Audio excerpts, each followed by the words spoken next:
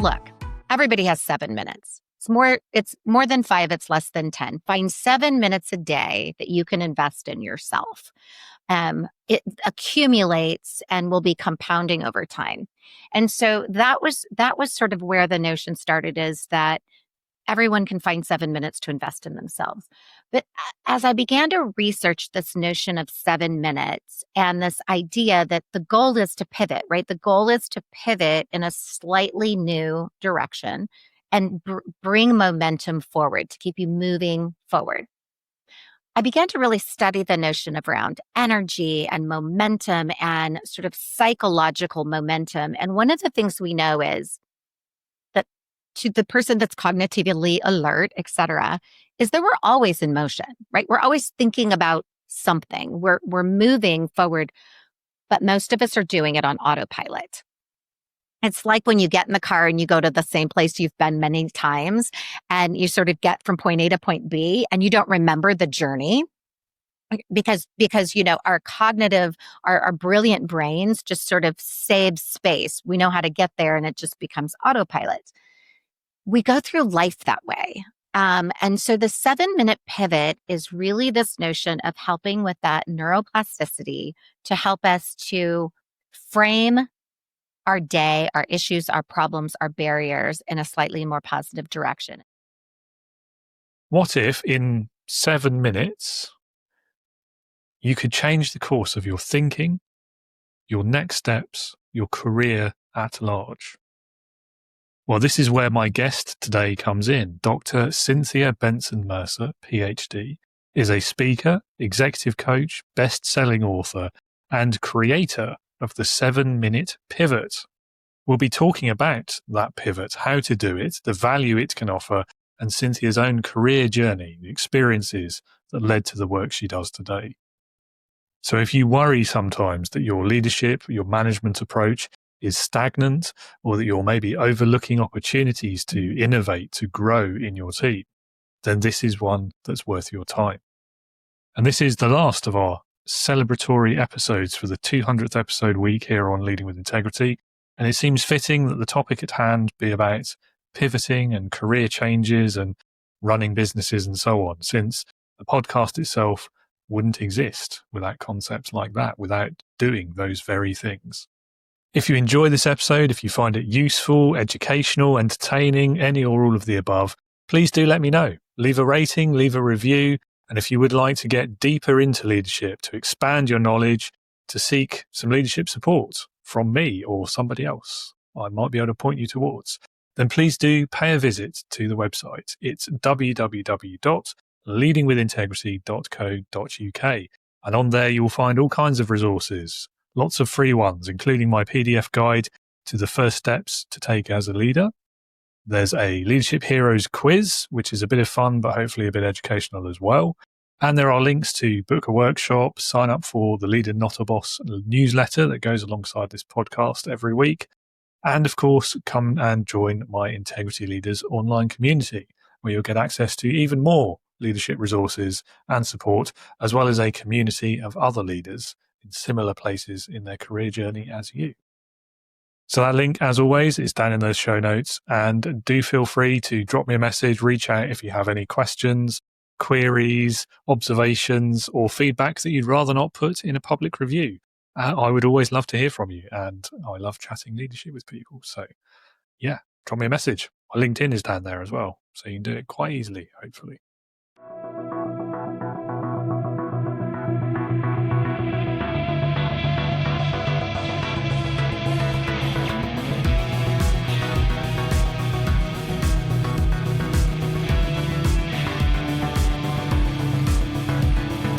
Welcome to the Leading with Integrity podcast. Leadership talk for the modern manager. With your host, David Hatch. Cynthia, welcome to Leading with Integrity. It's lovely to have you on the show. Thank you so much for having me. I'm excited to be here. Well, we're excited to have you. And in at the deep end, really, tell us a bit about yourself, your career so far, why you do what you do. Oh, that's a big question, David. It is. Yeah. So the short version for the person listening is I have a broadcasting undergrad, but like so many people, did not end up ultimately following a career in broadcasting. Started there briefly, found myself sort of accidentally in human resources, and what I fell in love with was business. And then this notion that business happens when you actualize people just really resonated. So I spent about 30 years in human resources and growing expanded responsibilities, ultimately in the C-suite in a variety of industries. So I was in real estate, construction, restaurants, casino gaming, healthcare. It's transferable, right? People and the science and the study of people really translates to different environments. About 2 years ago, I had the opportunity to leave the organization that I was with, which is probably another story of its own. But at that moment, I was really at a crossroads. I could go back into uh, the C-suite in human resources and related kinds of functions, or I could do what I had thought that I would do a few years from now, which is coaching, consulting, and writing. And given the opportunity and the fact that I had already started down that path, I had my first book in print. Um, I took the leap of faith. And so that's what I do today, is I do a lot of keynote speaking, but really the core of my work is executive coaching and then working with organizations to help them think about their people strategy. Okay, quite an unusual career journey. How do you accidentally get into HR? I'd love to hear that story. Yeah. Nobody's ever asked me that. Well, so the truth is that I was looking for a job in broadcasting, but I was a very, very small fish in a very big pond, as they say, and the opportunities were 3 a.m. making minimum wage and things of that nature, which did not really sound all that appealing. And so I thought, well, I have to get a job to pay the bills. And I ended up working in an organization as I was really a secretary or an executive assistant. They called me something much fancier. I had a great boss, a woman by the name of Nancy Mankin, that really took me under her wing. And I worked in property management, in commercial property management under her tutelage for a couple of years. And a position came open in the organization's training and development, sort of their learning area within human resources. And they were specifically looking for somebody with real estate background. At that point, I'd gotten my real estate license, with a strong communication experience. And my undergrad was broadcast communications. And I thought, it's like this was created for me. So applied, and my very first sort of entry into human resources was in learning and development, and fell in love with that. But I think the precursor was I fell in love with business first.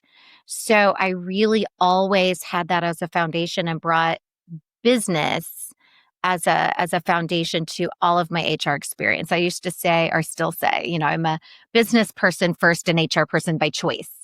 And then once I was in, it just was, the ball kept rolling forward.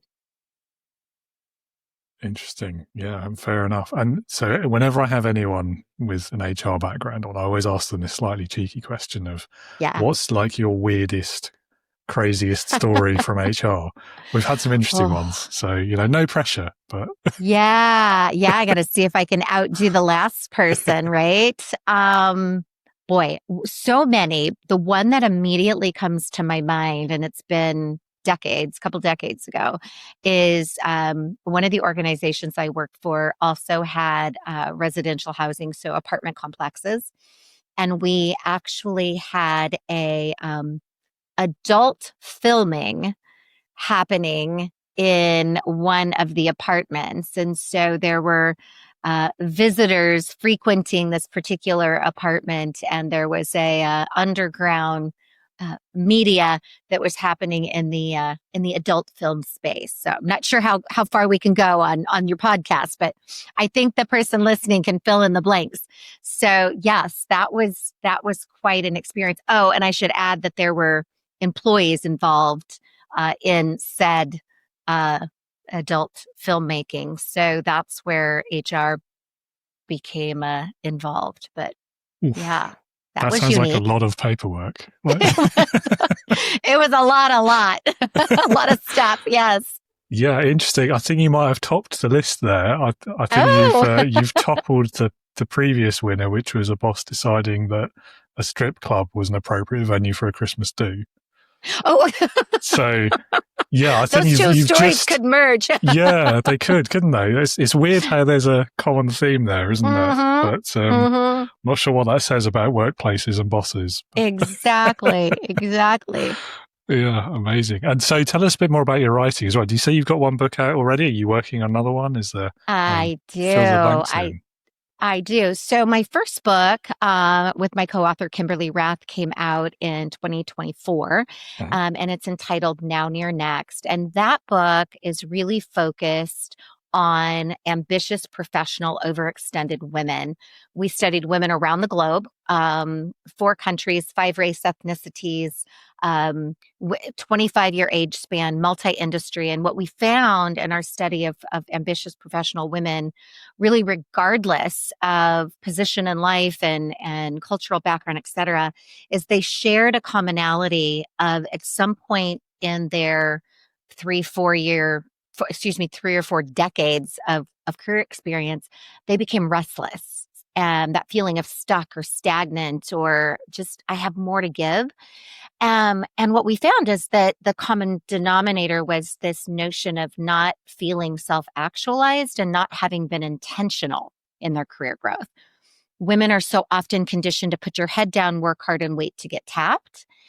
And because we're so busy raising children, raising somebody else's children, taking care of spouses, significant others, it's a really convenient option is, okay, I can take care of everyone else and I'll just put my head down and work hard. And when it's my turn, I'll get tapped. And as we both know, the business world doesn't work that way. And so women often get left behind. So Now Near Next is really a book that helps women of all ages, professional women of all ages, to regain their agency and to invest more intentionally in their career development. And that led me really to the flip side, which is human capital investment strategy. And that book is coming out February 3rd of 26. So it's at the printers as we speak. Which is what I was recognizing is that organizations really need to think differently about their people strategy. We invest so deeply in our financial capital. We carefully manage our funds, our investments, et cetera. But we somewhat treat our people assets as labor costs and burden. And there's a huge missed opportunity, especially with the emergence of AI and machine learning, et cetera, is getting the people portion correct looks different today and will look different over the next, several decades than it did in the industrial era. And yet we still use a lot of the filters, age, years of experience, et cetera, to choose the right person. And so human capital investment strategy is really for the leader that's listening that says, how do you future ready your organization by getting the absolute right human capital in the right place and then strategically investing in that with the same rigor and intent that you would your financial capital.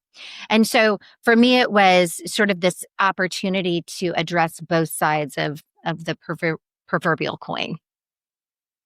Yeah, I mean, it's a great concept around, I think I'm biased, but I think that's one of the biggest issues in the workplace, in the modern company, is undervaluing the people. Yeah. And the whole, like your first book and all that research into like the ambitious women side of it as well.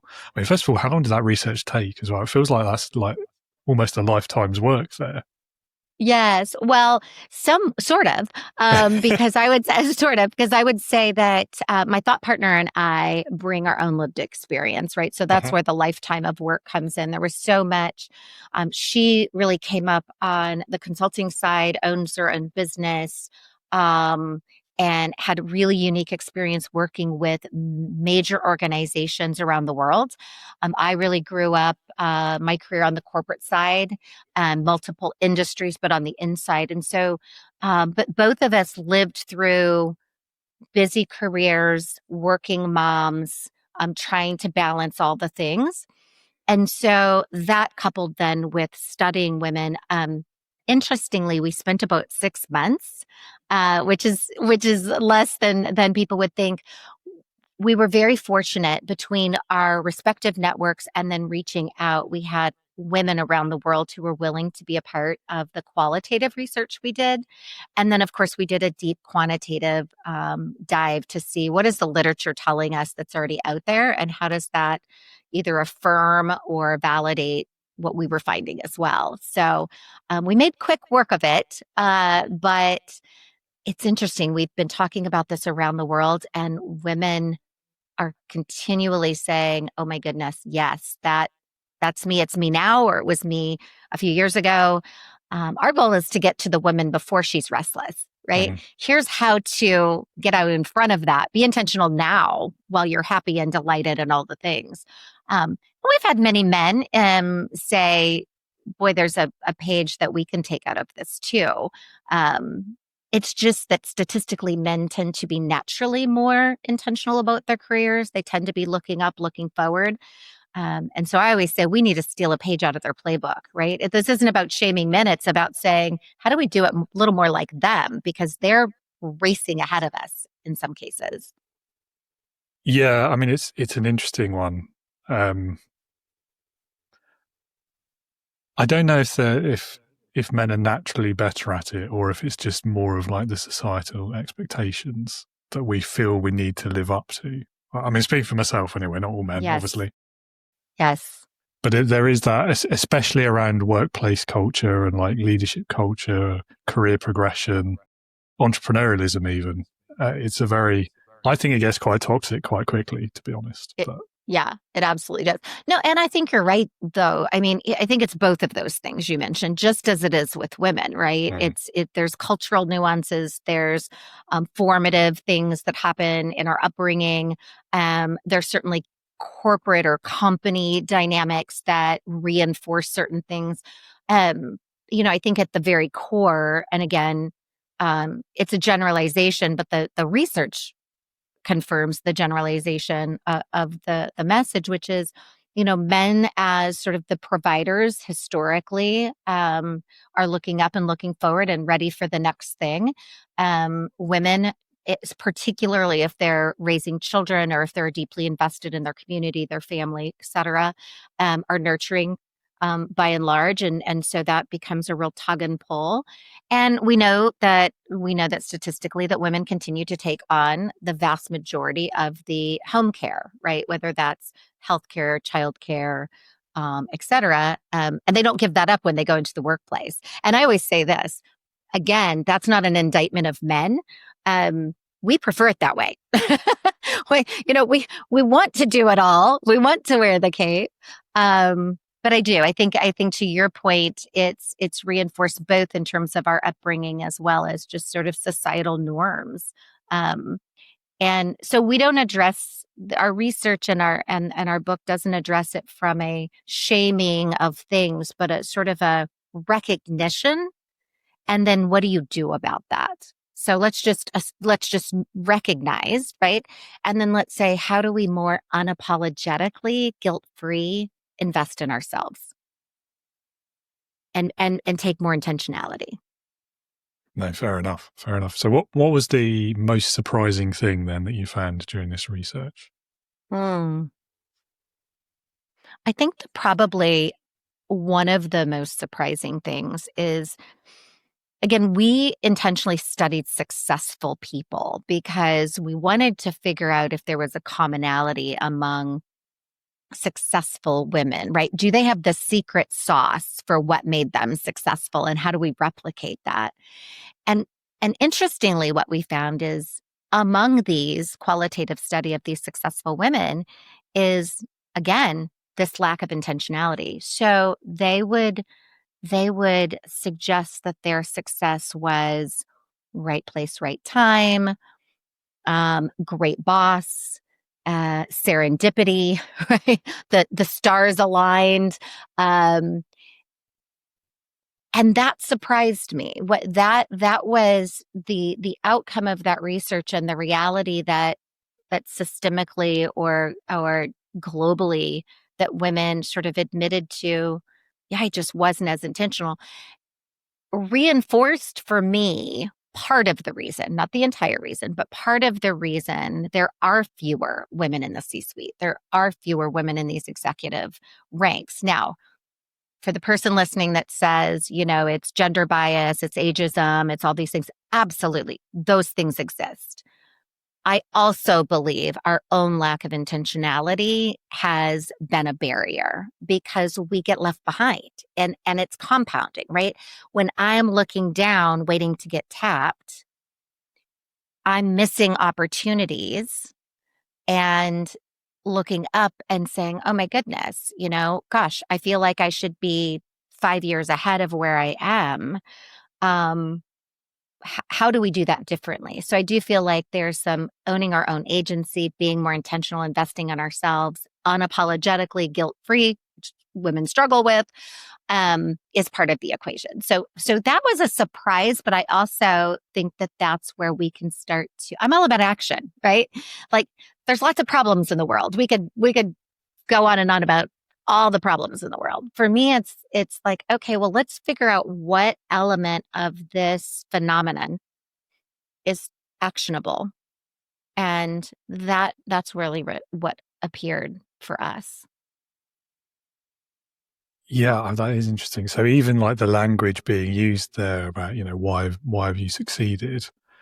It's quite modest language, isn't it? Right place, right time, like nothing I did. It was just, by accident.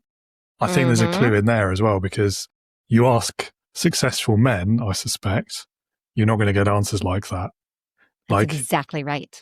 At best, you might get, well, no, I didn't plan it, but I'm just that good. It happened, sort of thing. You know, like, yeah. Again, sweeping generalizations, but yeah.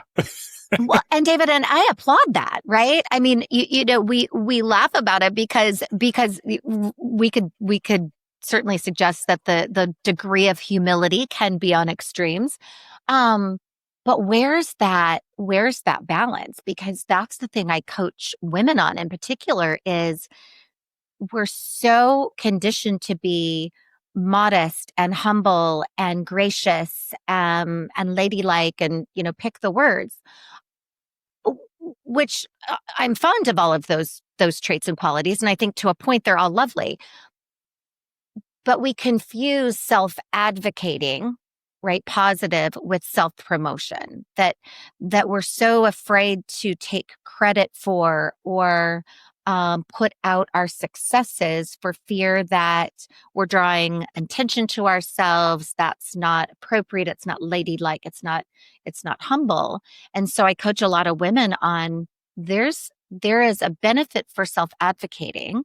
And there's a way to do that in a way that can feel comfortable and authentic to you. But our bosses and people that we surround ourselves are not mind readers.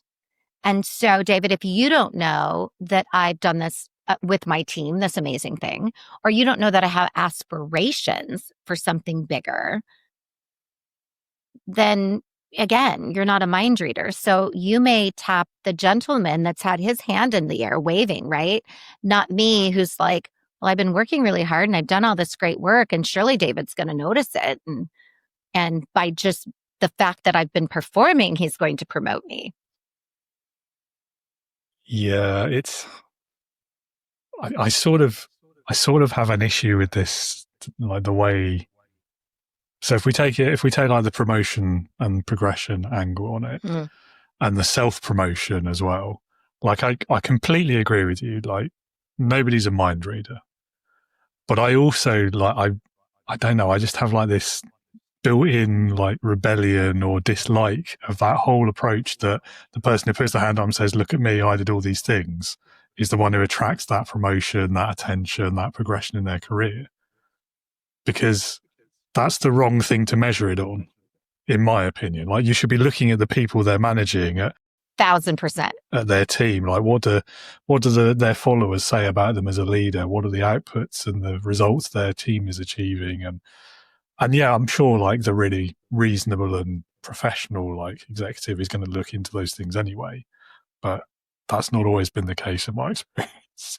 No, and you're absolutely right. And that's really the through line of human capital investment strategy is to speak to that leader that's listening, that we see what's right in front of us, right? We see the person that's eager, that is voicing their interest and their aspirations and so on.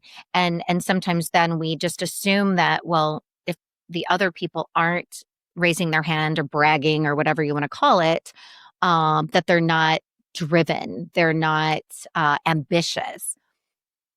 What human capital investment strategy suggests is, first of all, you should be asking those questions, right? You should be having those career conversations. I should be sitting down with the quiet person as well as the other person that is making everything known, and talking about, what are your aspirations? What do you need from me to help you get there? What does that look like for you?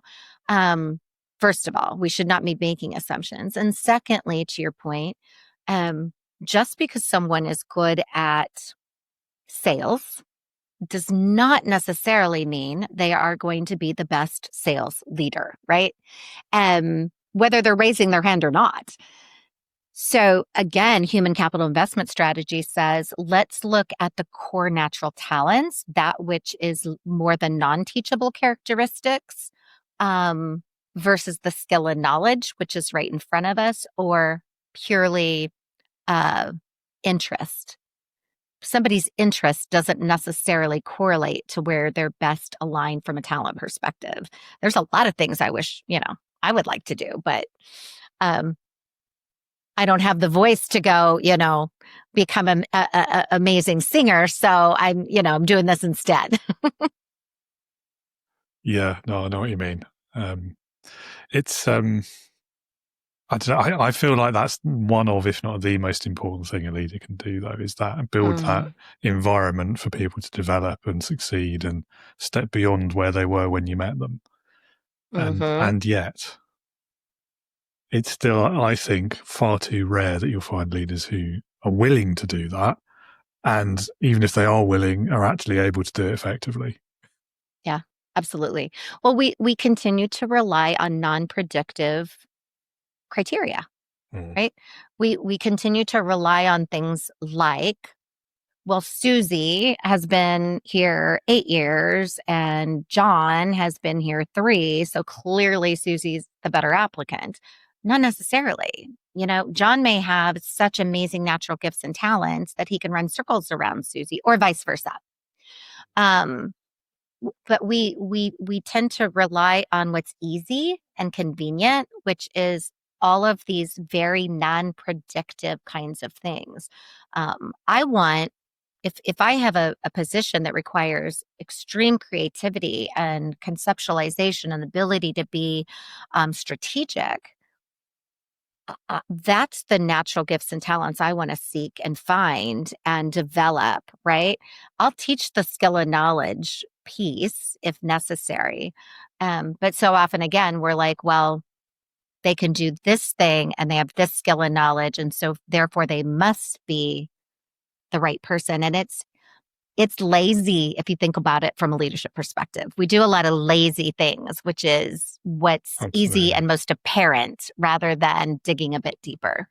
100%. I think one thing that always sticks in my mind on this is like one of the first interviews I ever did when I first started the podcast, and we were talking about this, like the years of experience loophole, if you like, or shortcut, I suppose would be a better word for it.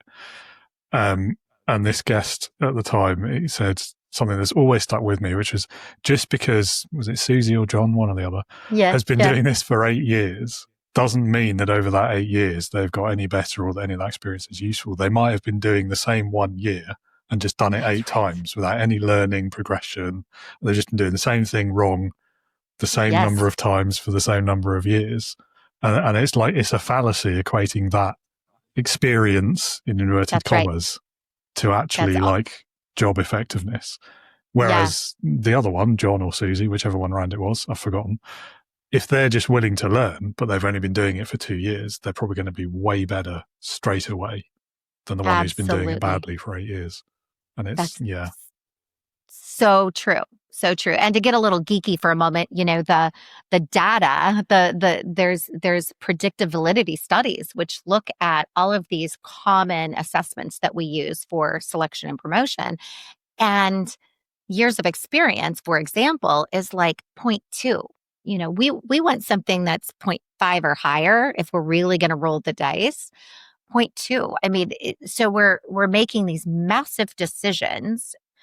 And one of the things that I think we forget as leaders is it's not only bad for the organization when you make the wrong hiring decision, right? Or the selection or promotion, what have you. Think of the disruption for the person when they are brought into a role that they're really not best suited for, or promoted into a role that is beyond their true natural gifts and talents. We've now really disrupted potentially a family as well. So the most just thing we can do is to get it right. Yeah, and I mean, the mental health aspects of that aren't to be overlooked either, because I mean, that can be seriously damaging to like confidence and sense of self and all sorts of things. Yeah, I mean, you're right. It's something that hiring managers don't take seriously enough, I think. Correct. Yeah. Right. Well, we're nearly half an hour in and we've barely touched any of the planned topics, which is a sign of a good conversation, I think. That's right. It's been great. Yeah. So tell us about the 7-minute pivot then. What does that mean? And how did you hit upon this concept? When Kimberly and I journeyed with Now Near Next, one of the things that when we talk about this intentionality, and by the way, the 7-minute pivot is an amazing practice that's gender agnostic, but to give you the foundation of where it sort of started, when we started thinking about this notion of intentionality and women in particular feeling sort of guilty or not having the time to invest in themselves, we came up with this idea like, look, everybody has 7 minutes. It's more than 5, it's less than 10. Find 7 minutes a day that you can invest in yourself. It accumulates and will be compounding over time. And so that was sort of where the notion started, is that everyone can find 7 minutes to invest in themselves. But as I began to research this notion of 7 minutes and this idea that the goal is to pivot, right? The goal is to pivot in a slightly new direction and bring momentum forward, to keep you moving forward. I began to really study the notion of around energy and momentum and sort of psychological momentum. And one of the things we know is that to the person that's cognitively alert, et cetera, is that we're always in motion, right? We're always thinking about something. We're moving forward, but most of us are doing it on autopilot. It's like when you get in the car and you go to the same place you've been many times and you sort of get from point A to point B and you don't remember the journey because you know, our cognitive, our brilliant brains just sort of save space. We know how to get there and it just becomes autopilot. We go through life that way. And so the 7-minute pivot is really this notion of helping with that neuroplasticity to help us to frame our day, our issues, our problems, our barriers in a slightly more positive direction. And so here's the practice. You set an alarm. Now, you can do this any time of the day. I personally find morning is great, so it sets the tone for the day. But you do this when you can find your 7 minutes. So distraction free, turn off your bells and whistles, 7-minute timer. And what we know about the 7-minute timer is for the person that tends to drone on about things, it sort of gives you a hard stop, right? Okay, we're going to be done with this in 7 minutes. And for the person that's more like me, that doesn't like to sit in the mess of life, I just am like more of an optimistic, person. It requires me to sit for 7 minutes and go introspective and deal with whatever it is. It's not meditation in that you're not sort of just calling on the universe. It's not your spiritual time where you're sort of praying or seeking. Those are both helpful and relevant depending on the person. This is additive. I set the 7-minute timer and I journal and I'm asking myself one question. So a great prompt is, what is standing in my way right now of my aspirational next, the thing that I aspire to? Your aspirational next could be a promotion, a job change, finishing a degree, a certification, right? Could be many things. What is standing in the way of my aspirational next? And you begin to journal during that 7-minute pivot. And then what I ask people to do is ask yourself why at least 3 times. Why is that? Why is that? Why is that? Because we get down below the surface of the what's standing in my time, right? We could be done in 30 seconds. Time is the thing that's standing in my way. Why? Well, because I've got this, this, and this. Why?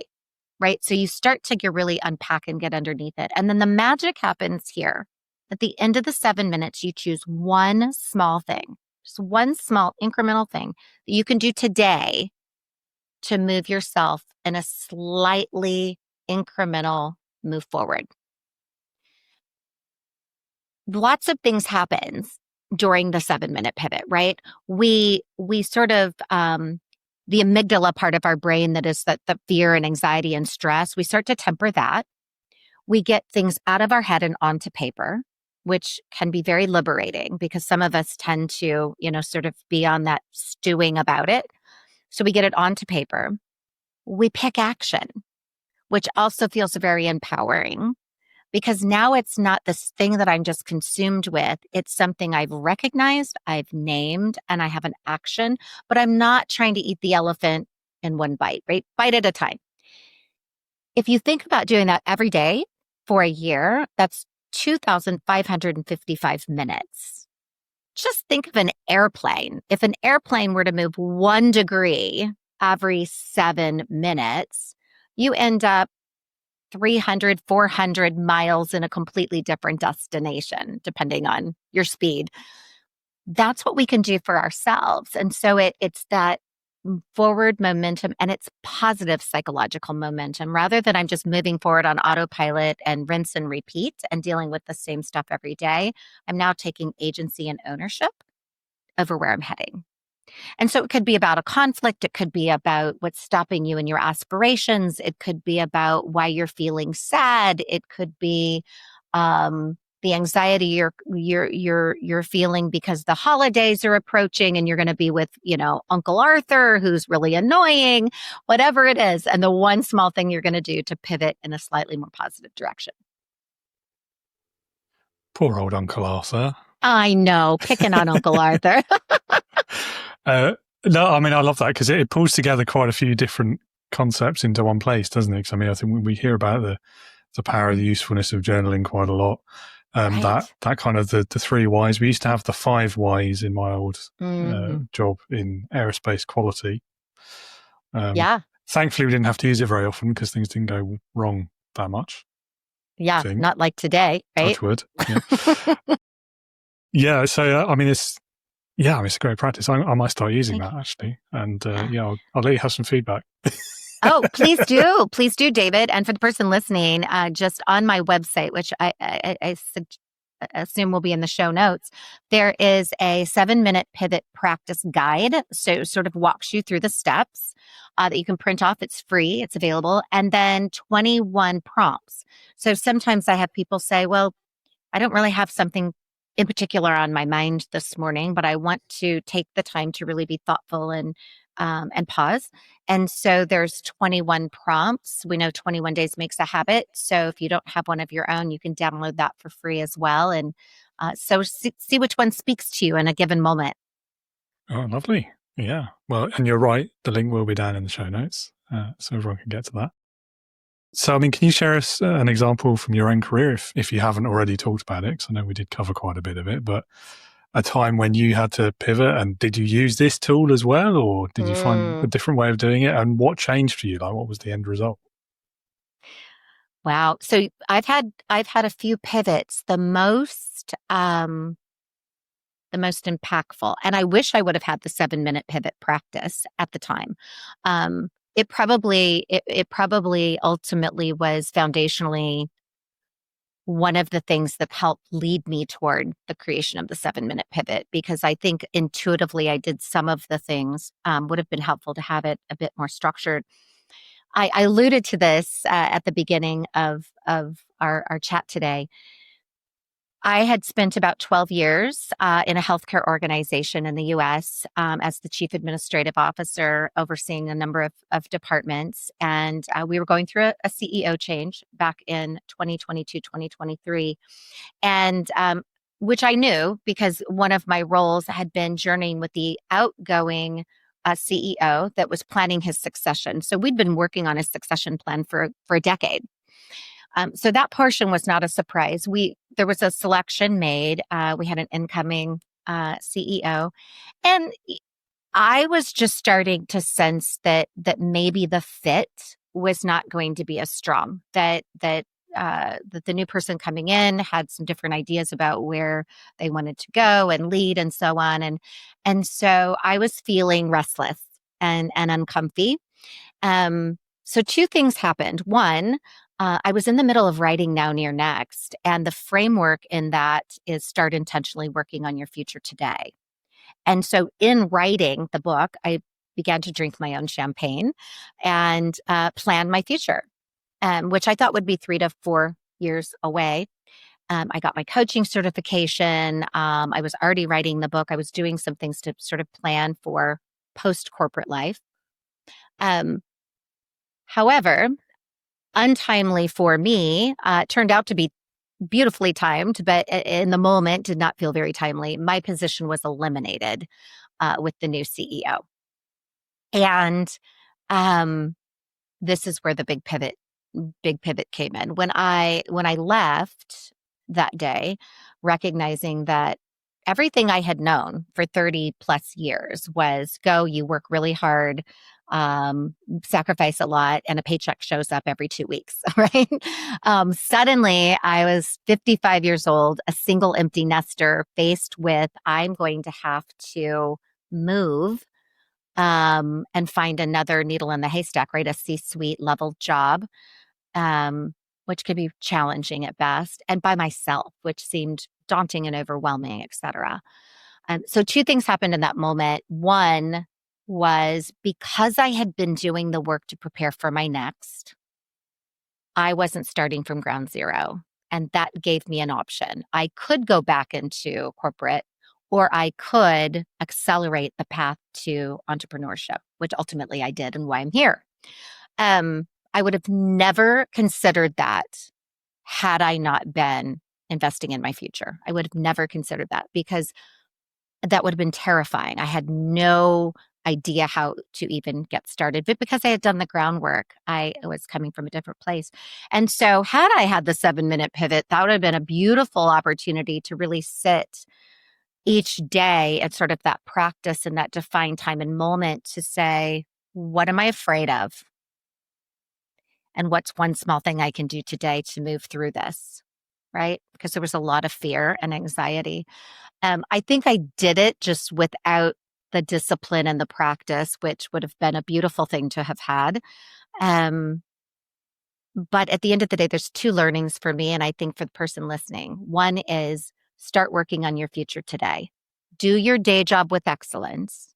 Don't take your eye off the ball, but identify your aspirational next and start making baby steps to work on it today.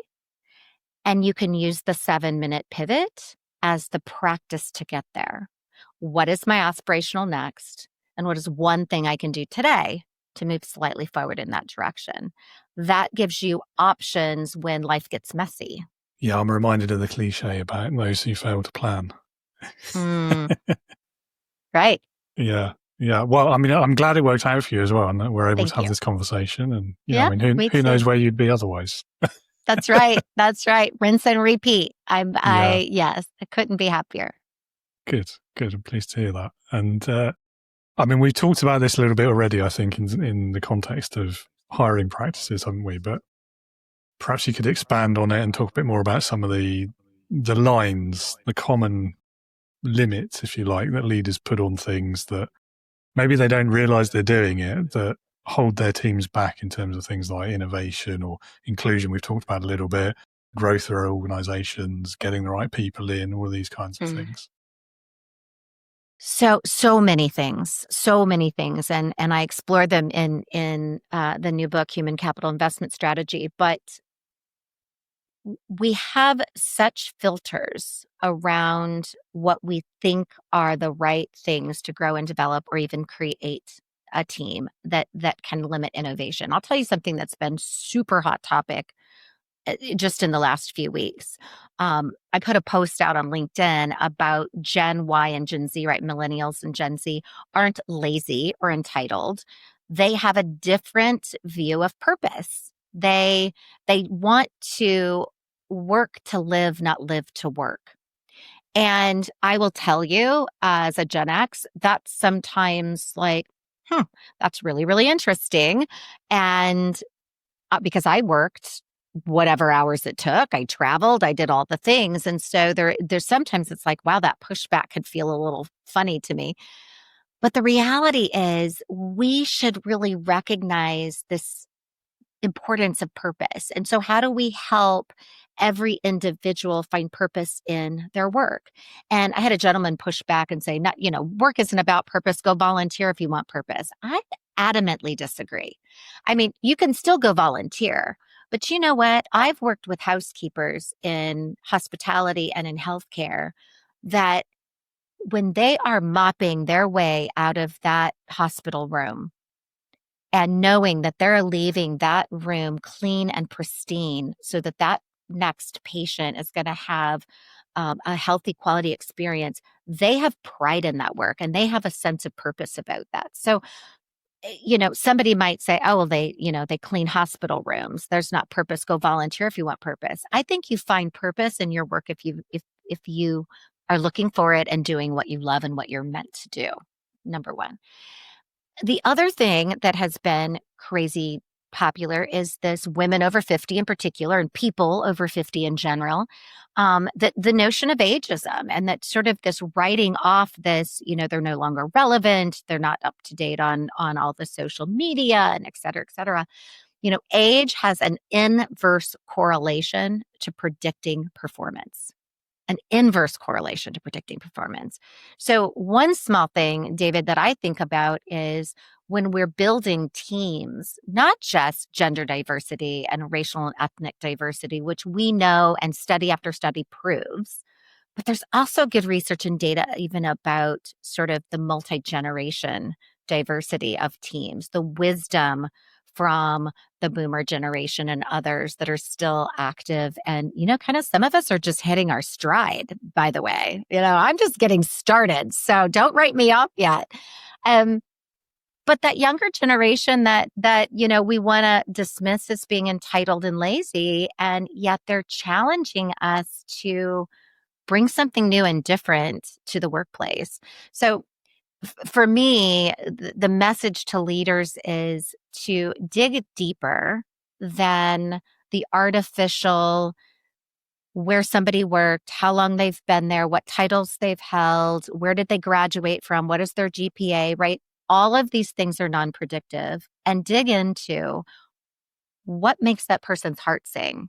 What are they naturally great at? What do they spontaneously do with excellence? Let's develop that and teach the skill and knowledge that we wrap around it. And let's embrace the fact that truly an inclusive workforce is more innovative. And there's research after research that's proving that. Yeah, I agree. I feel like where a lot of leaders fall into this trap, and I think it's it's human nature to an extent. It's because of just like the way that our brains work. But you'll meet one person or even a handful of people who fit that characteristic, whatever it is.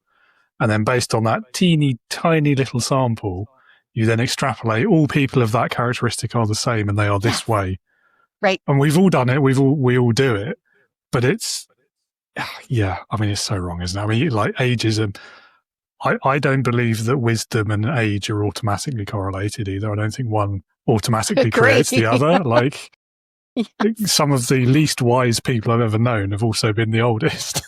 That's right. And some of these younger people that are wise, we would say wise beyond their years, right? Mm-hmm. Absolutely. You actually raised something interesting, and I talk about it. I do a case study in human capital investment strategy. I interviewed a gentleman that was one of the executive leaders at Sony, and he talked about PlayStation, and he talked about years ago, all of the gaming programmers, right? For the gaming, they were all white or Asian young men. That's who was creating all the games. And so you would get all of the shoot 'em up, killer, war, what have you, kinds of games they were designing games for what they would like, which makes sense. They had a referral program. Well, guess who the young white and Asian men referred? People within their network, other white and Asian young men, right? So you have this perpetual cycle of more of the same. And at one point, when they stepped back and realized that they had a real opportunity to diversify the industry, right? Diversify the product and the industry itself, they intentionally, they paused their referral program, which I think is for every HR person listening is like, what? They paused their referral program and they uniquely went after women programmers and game designers. And that's where things like the dancing games, right? A lot of the family-oriented games started to emerge was when they began to diversify the people that were designing the games. Now, suddenly, they had a whole new market strategy and half the population was now part of their demographic. And I just find that so fascinating because how often do we do that in business, sort of unknowingly, perpetuating that same cycle and not pausing and saying, we're getting the same thing because we're doing the same thing. Yeah, I mean, it's another great example because I'm trying to think of another one, I guess like entertainment, that whole industry as a rule, but there's not many industries where if you have that problem, it's immediately visible in what you produce. That's right.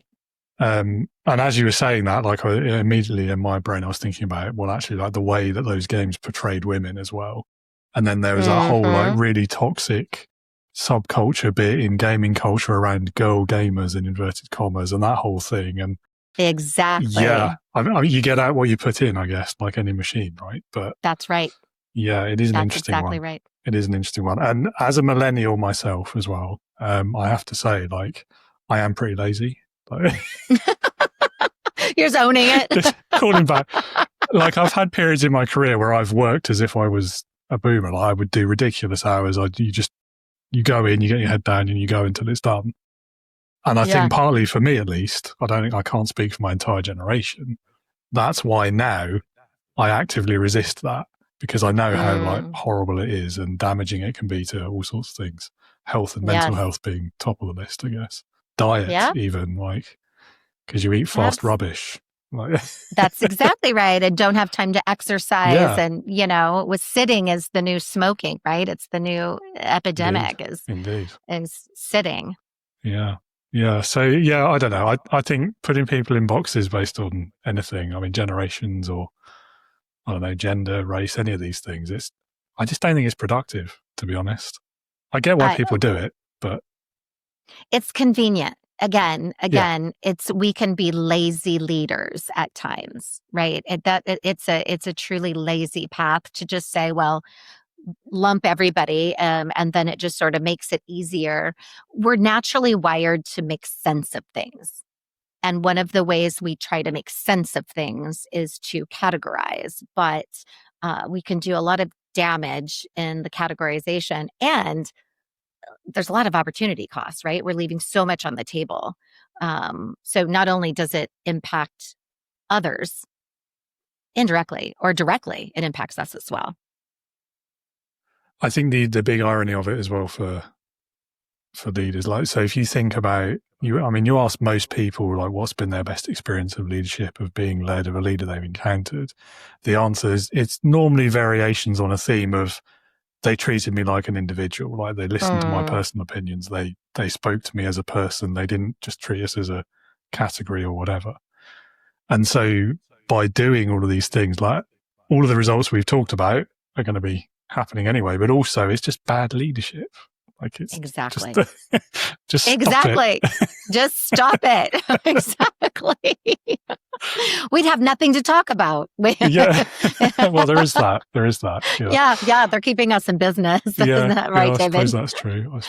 I'd happily be out of business if that's the case, though. Same. Absolutely. Yeah.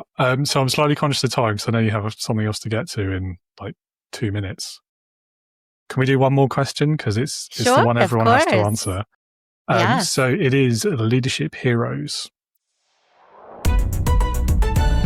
Leadership heroes. So if you had to pick one person, but it could be literally anyone you can think of. So they could be alive or dead, past or present, real or fictitious, if you like, but someone who, in your opinion, would perfectly embody leadership. So who would that be for you and why? So I'm going to choose somebody that is a real person and was a real part of my life. And it was my first corporate leader, Nancy Mankin. And by the way, Nancy, if you're listening, I would love to reconnect. She's in my book. I talk about her all the time. I've lost track of her because this was, oh my goodness, 25 at least years ago. And why every person should have a Nancy in their life. And if you're blessed to have them as the first experience, it will set the tone for the rest of your career. I mean, I spent the rest of my career and continue to try to model the things that she modeled for me. And the biggest thing that Nancy modeled for me was inclusion, in terms of my inclusion. And what I mean by that is I was, again, I think they called me an assistant property manager, assistant asset manager. I was really Nancy's assistant, secretary, administrative assistant. But she included me in everything, or at least more things than she had to. I was invited to meetings that I said, and I was fresh out of college with a broadcasting degree. I didn't have much to add. But what I learned watching her, how she dressed, how she presented herself, how she dealt with conflict, how she could engage people, it was a masterclass in leadership. And I had a front row seat. And from that experience, really, for me, was every single human being has something to add to the conversation. Now, you can't have everybody and everything. I appreciate that. But how can you allow people in so that they can see, witness, explore, learn, and grow, and not be so caught up in job titles and those kinds of things? And so, she is, in my opinion, one of the best leaders ever, and I am forever blessed that she was my very first corporate boss.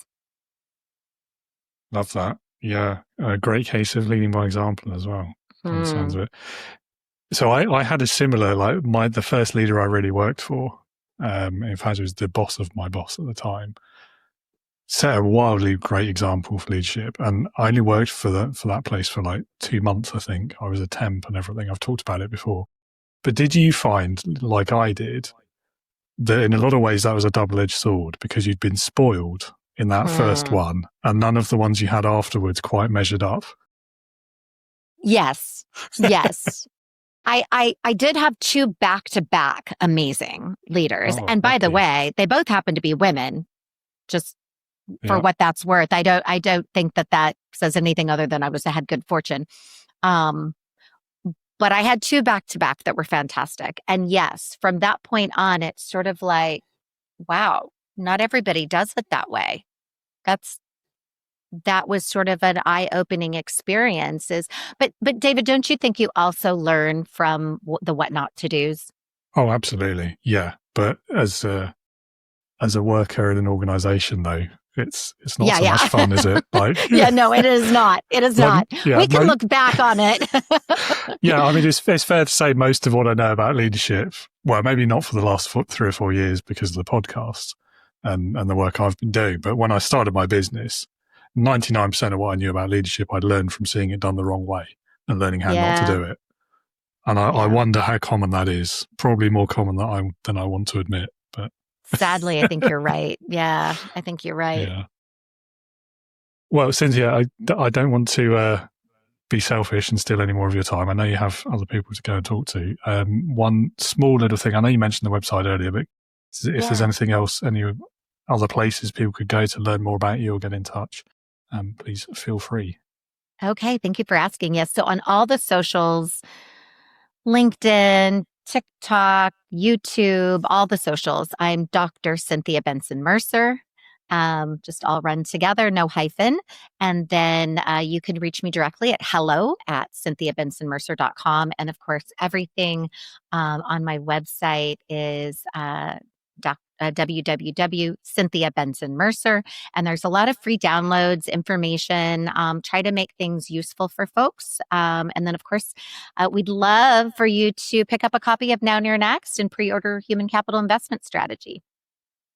Lovely. Well, pop a selection of those links in the show notes so everyone can find those as well.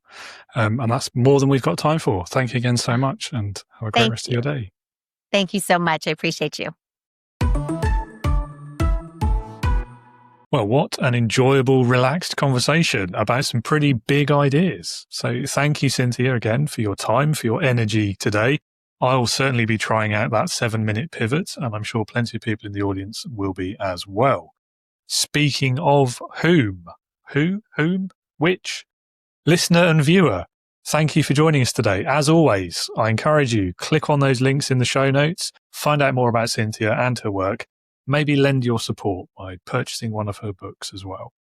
And if you are listening to the show because you are a new or struggling leader, perhaps a first-time manager, or you founded your first business and you just can't seem to get the right outputs from your team, then I invite you again, drop me a message, let's chat leadership, and see if the Integrity Leaders membership could be helpful for you.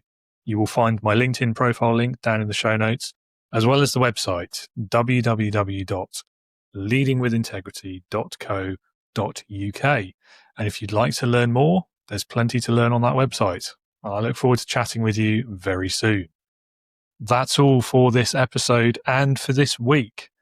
And what a week it's been. Once again, I'd just like to offer a heartfelt, genuine thank you to everyone who is or has listened, watched, liked, reviewed, or been a guest on Leading with Integrity since that very first episode recorded in my garage back in 2021. I wouldn't have managed to get to 200 episodes without each and every one of you, and it's been such an enjoyable experience for me, so thank you, and I hope you stick with us for another 200 episodes. Next week, normal service resumes with my next guest, who is a keynote speaker, a consultant, and founder of the Superpower Planner. His name is Sir Evans, and it's an interesting educational conversation, I hope, like always. So don't miss out on that one.